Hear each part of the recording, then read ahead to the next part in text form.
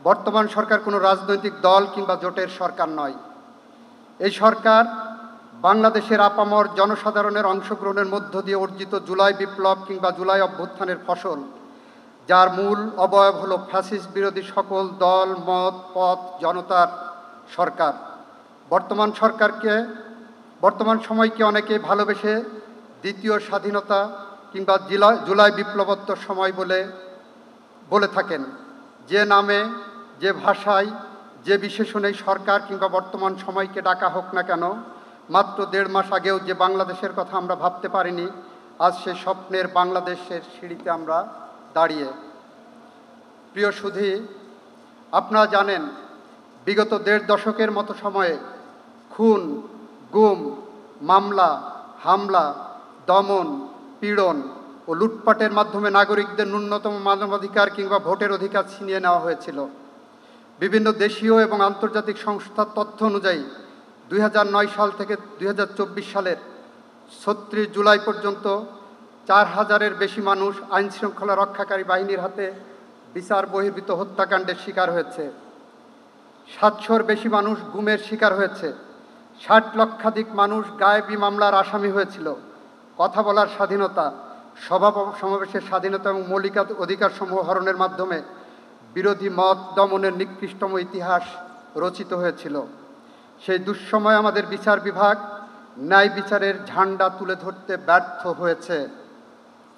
হয় দর্শকের ভূমিকা পালন করেছেন, নয় নতজানু অবস্থান নিয়েছিল বলে জনধারণা আছে, যা আমরা অত্যন্ত দুঃখের সাথে লক্ষ্য করেছি। আপনারা জেনে আনন্দিত হবেন যে ৩৬ জুলাই থেকে আজ পর্যন্ত বাংলাদেশের কেউ বিচার বহির্ভূত হত্যাকাণ্ডের শিকার হয়নি, যার মূল কৃতিত্ব যেতে পারে আমাদের শ্রদ্ধাভাজন শিক্ষক আসিফ নজরুলের নেতৃত্বের প্রতি। মামলা দায়েরের ক্ষেত্রে ভিকটিম ফ্যামিলি কিছু ক্ষেত্রে আইনি গণ্ডি অতিক্রম করেছে বলে আমরা লক্ষ্য করেছি, এবং সেই বিষয়ে আমি উদ্যোগ নিয়ে জনমনে ভীতি দূর করতে আমার শিক্ষকদের কাছে আহ্বান রাখার ফলে সরকারের নিকট বেশ কয়েকটি পদক্ষেপ আমরা গ্রহণের সুপারিশ করেছিলাম আমার অফিস থেকে। তার একটি ছিল মামলা হওয়া মানেই গ্রেপ্তার নয়, যার ফলে জনমনে অনেক স্বস্তি ফিরে এসেছে ইতিমধ্যেই। প্রিয় সুধী, আমি বিশ্বাস এবং প্রত্যাশা করি নতুন সরকারের অন্যতম প্রথম প্রতিশ্রুতি হবে একটি স্বাধীন সার্বভৌম বিচার ব্যবস্থা, এবং সে বিষয়ে বর্তমান সরকার বদ্ধপরিকর। ছাত্র জনতার স্বপ্নের বাংলাদেশ বিনির্মাণের পথে এটি হবে মূল ভিত্তি। তবে সে লক্ষ্য অর্জনের সর্বাগ্রে প্রয়োজন বিচারকদের মানসিক স্বাধীনতা, নিজেকে স্বাধীন ও সার্বভৌম মনে করা, প্রজাতন্ত্রের সার্বভৌম ক্ষমতার মালিক মনে করা, যা প্রত্যেক বিচারকের মৌলিক দায়িত্ব বলে আমি মনে করি।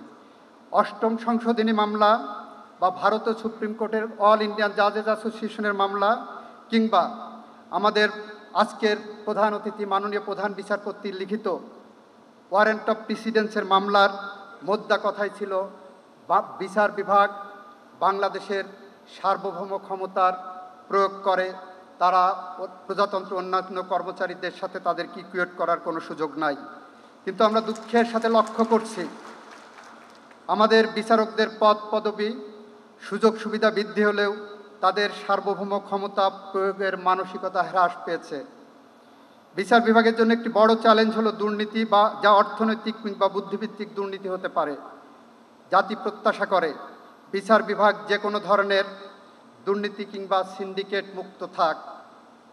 দুর্নীতির প্রচলিত ধারণায় অর্থনৈতিক লেনদেনকে বুঝালেও বুদ্ধিভিত্তিক দুর্নীতি ডিনামাইটের চেয়েও ধ্বংসাত্মক, অ্যাটম বোমার চেয়েও ভয়াবহ, ক্যান্সারের চেয়েও মরণঘাতী, যা আমরা ইতিমধ্যে লক্ষ্য করেছি, যার ফলশ্রুতিতে আমাদের হৃদয়ে যে রক্তক্ষরণ হয়, আমাদের মাননীয় প্রধান বিচারপতির বাসভবন আক্রান্ত হয়েছে। সুতরাং শুদ্ধি অভিযানের মাধ্যমে বিচার বিভাগের সকল স্তর থেকে দুর্নীতি নির্মূল করা সংশ্লিষ্ট কর্তৃপক্ষের নৈতিক দায়িত্ব এবং বড় চ্যালেঞ্জ বলে আমি বিশ্বাস করি। প্রিয় সুধী, রাষ্ট্রের 3টি অঙ্গের নিরীক্ষক এবং অভিভাবক বিচার বিভাগ যখন অন্য 2 অঙ্গ এড়িয়ে যায়, ভুল করে, অন্যায় বা অবৈধ কোনো কিছু করে, তখন বিচার বিভাগ সাড়া দেয়, প্রতিরোধ ও প্রতিকারের ব্যবস্থা করে। রাজনীতি, স্বজনপ্রীতি, দুর্নীতির ঊর্ধ্বে বিচারক সুলভ ব্যক্তিত্ব, মর্যাদা, ঐতিহ্য মনে প্রাণে ধারণ করে দায়িত্ব পালন করলে বিচার বিভাগ তার সঠিক অবস্থানে প্রতিষ্ঠিত হবে একথা নিশ্চিত করে বলা যায়। বিপ্লবোত্তর বাংলাদেশকে কাঙ্ক্ষিত লক্ষ্যে পৌঁছে দিতে বিচার বিভাগের স্বাধীনতা নিশ্চিত করার অনেক বড় সুযোগ আমরা হাতে পেয়েছি। আসুন আমরা জাতির স্বপ্ন পূরণের এই সুযোগকে যথাযথভাবে কাজে লাগাতে এগিয়ে যাই অপার সম্ভাবনার পথ ধরে। প্রিয় সুধী, সর্বাবস্থায় আইনের শাসনকে মূল্য দিতে হবে। লর্ড ডেনিং বলেছিলেন, তুমি যত উঁচুই হও আইন তোমার ঊর্ধ্বে, সুতরাং কেউই আইনের ঊর্ধ্বে নয়। এই নীতিকে লালন করতে হবে সর্বদা। যতই বাধা আসুক, বিচারকের উপর অর্পিত দায়িত্ব থেকে বিচ্যুত হওয়া যাবে না। নিষ্ঠার সাথে দায়িত্ব পালন করে যেতে হবে। অনুরাগ বা বিরাগ থেকে নিজেকে দূরে রাখতে হবে। বিচারক মিথ্যার মিশ্রণ থেকে সত্যকে ছেঁকে তোলার কাজটি করেন। এভাবেই সত্য ন্যায় বিচার প্রতিষ্ঠিত হয়। এজন্য নিজেকে প্রথম সততার প্রশ্নে মানোত্তীর্ণ হতে হবে। একজন বিচারকের জন্য সততা ও নিষ্ঠার বিকল্প নেই। ন্যায় বিচারের সওগাত বিচার প্রার্থীদের দোরগোড়ায় পৌঁছে দিতে হবে আপনাদেরকেই। বিকল্প বিরোধ নিষ্পত্তির কার্যকর করতে হবে। প্রোবেশন অফ অফেন্ডার্স অর্ডিন্যান্স 1960-এর বিধান কার্যকরে সচেষ্ট হতে হবে, যা মামলা জট কমানোর জন্য একটি সর্বোৎকৃষ্ট পন্থা হতে পারে। আশা করি সেদিকে আপনারা লক্ষ্য রাখবেন। প্রিয় সুধী, আদালতের কর্মঘণ্টার যথাযথ ব্যবহার নিশ্চিত করা আমাদের দায়িত্ব। যথাসময়ে রায় ও আদেশ প্রকাশ, নিয়মিত সাক্ষ্য গ্রহণ এবং পড়াশোনার মাধ্যমে সর্বোৎকৃষ্ট প্রতিকার নিশ্চিত করা অবশ্য কর্তব্য, যা জনভোগান্তি কমাবে। বাংলাদেশ সুপ্রিম কোর্টের আদেশ প্রতিপালনে কোনো শৈথিল্য প্রদর্শন কাম্য নয়। কিছু ক্ষেত্রে দেখা যাচ্ছে ইচ্ছাকৃতভাবে অথবা ভুলক্রমে উচ্চ আদালতের আদেশ এড়িয়ে যাওয়া হচ্ছে। এটি কোনোভাবেই গ্রহণযোগ্য নয়। জামিনযোগ্য ধারা আসামির জামিন আবেদন উপেক্ষা করা আইনসম্মত নয়। এক্ষেত্রেও আসামি জামিন পাওয়ার অধিকার রাখে। আবার বড় মাপের অপরাধের সুনির্দিষ্ট অভিযোগ থাকা সত্ত্বেও জামিন দেওয়ার ঘটনা দেখা গিয়েছে। সে বিষয়ে অবশ্যই সতর্ক থাকা এবং আইন অনুযায়ী কর্তব্য পালন করা জরুরি বলে আমি মনে করি। প্রিয় সুধী, অনেক যোগসূত্রহীন মামলায় স্বীকারোক্তিমূলক জবানবন্দি তদন্তে অগ্রগতি নিয়ে আসে। তবে সেক্ষেত্রে জবানবন্দি রেকর্ডকারী ম্যাজিস্ট্রেটের অনেক গুরুদায়িত্ব রয়েছে। জবানবন্দি প্রদানকারী ব্যক্তির সংখ্যাহীন, প্রলোভনহীন, নিরাপদ অবস্থায় বক্তব্য প্রদান নিশ্চিত করা ম্যাজিস্ট্রেটের দায়িত্ব। নতুবা নারায়ণগঞ্জের দিশামণির ঘটনার পুনরাবৃত্তি হবে, যেখানে দেখা যায় আসামির স্বীকারোক্তি দিয়ে বলেছে তারা দিশামণিকে হত্যা করে শীতলক্ষা নদীতে ফেলে দিয়েছে, অথচ 49 দিন পর সে ফিরে এসে বলেছে তাকে মেরে ফেলা হয়নি। সঠিকভাবে স্বীকারোক্তি রেকর্ড করা নিশ্চিত করতে পারলে এমন অনাকাঙ্ক্ষিত ঘটনা ঘটতেই থাকবে। ফলে অপরাধের শিকার কোনো ব্যক্তি সুবিচার পাবে না। প্রিয় সুধী, অনেক বিচারকের মাঝেই ঢাকামুখী হওয়ার একটি প্রবণতা দেখা যায়, যা কোনোভাবেই কাম্য নয়। চৌকি আদালতের বিচারকগণ সপ্তাহে 2-3 দিন বেশি এলাকায় থাকেন না মর্মে অভিযোগ রয়েছে। তাছাড়াও কোনো ক্ষেত্রে কিছু বিচারকদের বিভিন্ন সামাজিক কর্মসূচি কিংবা সোশ্যাল মিডিয়ায় সক্রিয় দেখা যাচ্ছে, যা বিচার বিভাগের গাম্ভীর্যকে স্পর্শ করে। আমাদের সকলের উচিত এ বিষয়গুলোকে খেয়াল রাখা।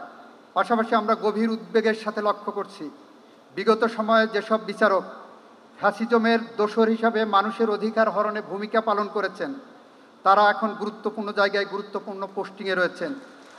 এ বিষয়ে চলমান থাকলে জাতির কাছে ভুল মেসেজ যাবে। মাননীয় আইন উপদেষ্টা এবং মাননীয় প্রধান বিচারপতির অফিসকে এ বিষয়ে যথাযথভাবে সতর্ক থাকার জন্য বিশেষভাবে দৃষ্টি আকর্ষণ করছি।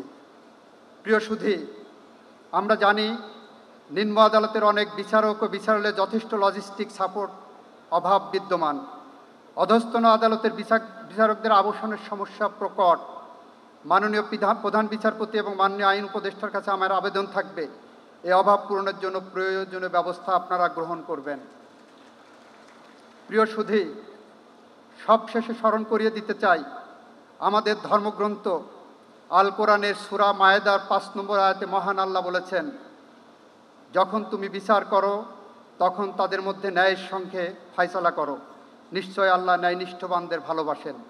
একইভাবে পৃথিবীর প্রতিটি ধর্ম, প্রতিটি আদর্শ মতবাদী ন্যায় বিচারের কথা বলে।